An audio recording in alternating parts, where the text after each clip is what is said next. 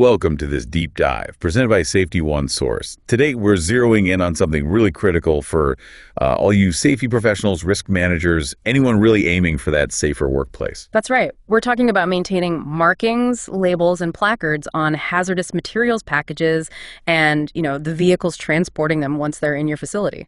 Exactly. And our mission, our focus today, is really to clarify employer responsibilities here. We want to make sure everyone understands the regs, stays compliant, and prevents hazards. Absolutely. It's about nailing down those specifics. Okay, so let's dive in. Picture this.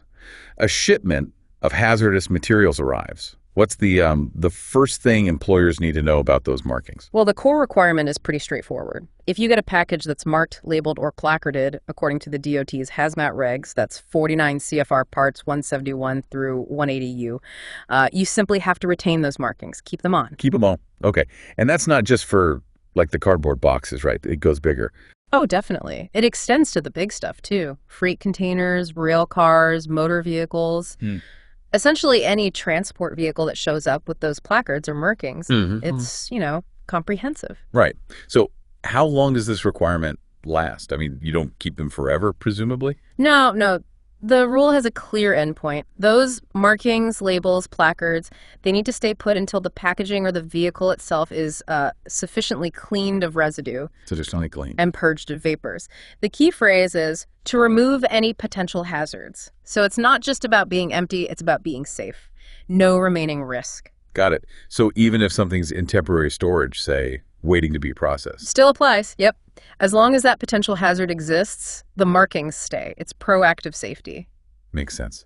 Now, beyond just keeping them, what about actually being able to see them? Good point. It's not just about retention. The regulations specifically say you have to maintain these markings, placards, labels so they remain readily visible.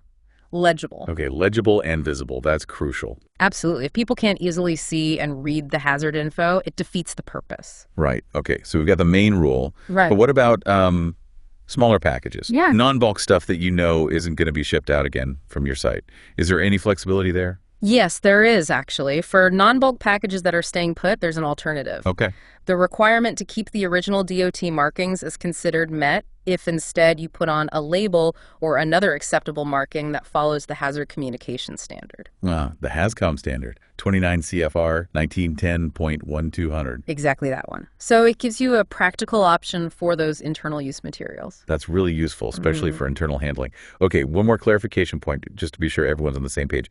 How is hazardous material itself defined here?